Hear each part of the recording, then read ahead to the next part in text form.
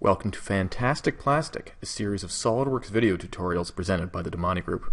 In Fantastic Plastic, I'll be presenting strategies and techniques for injection molded plastic part design using SOLIDWORKS CAD software. I'm Andrew Lowe. I'm a senior industrial designer with the DiMonte Group. The DiMonte Group is a full-service product development consultancy located just outside Chicago, Illinois. In this installment of Fantastic Plastic, we'll take a look at working with draft in SOLIDWORKS.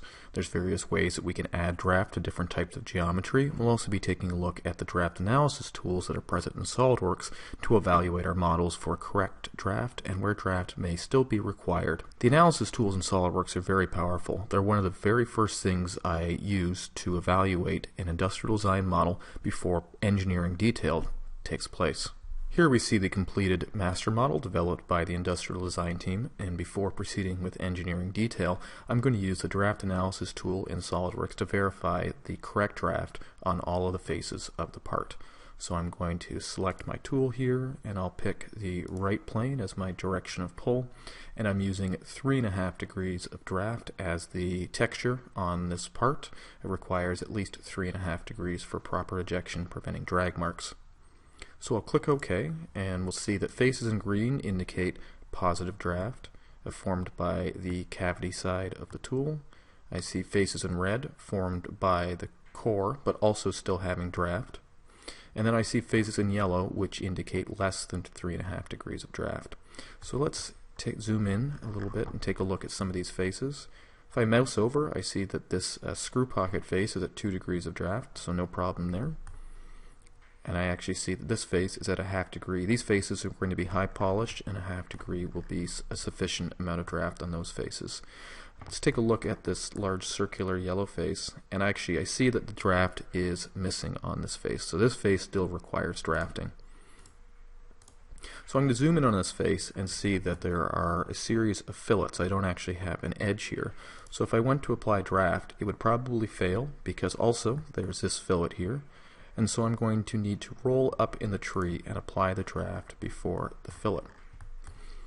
So I'll turn back on my draft analysis, right plane, but this time I'm going to set it at 0.1 degree. So this will show me pretty much anything that doesn't have draft. So at 0.1, this is the only face that's not drafted. So I'm not really certain where that draft might be, but I'll roll back in the tree kind of roughly until this feature was created. So I'm now above the fillet, so I should be safe adding the draft to this face. So this doesn't require the same texture as the other faces, so I don't need to use 3 degrees of draft here. So I'll select the draft tool with the right plane. I'll apply a degree of draft, and I'm using the parting line draft here versus a neutral plane.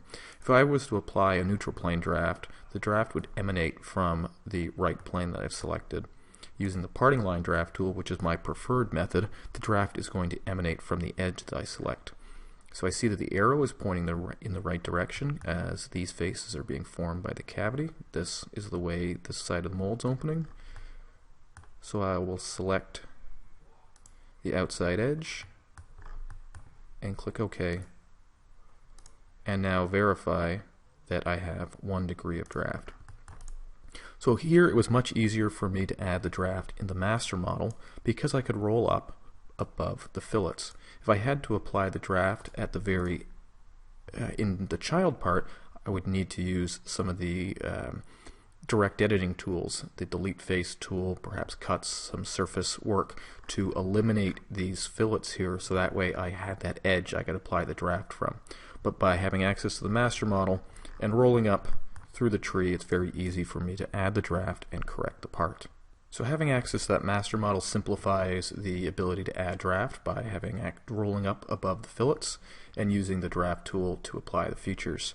Here we see that tricky area that if I had to work in the child part would require a numerous amount of cleanup work and then refilleting to add the draft to this face here where it was previously missing. I hope you enjoyed this week's SOLIDWORKS video tutorial presented by the DiMonte Group. Please subscribe to the DiMonte Group on YouTube by clicking our logo on the bottom right of the screen to stay up to date on new video releases. As well, click the SOLIDWORKS icon to be taken to our website where you can download the example SOLIDWORKS files used in this week's video. And finally, check out other great content by the DiMonte Group, Willet Fillet, and Surfaces and Splines by clicking the video links on the left of the screen.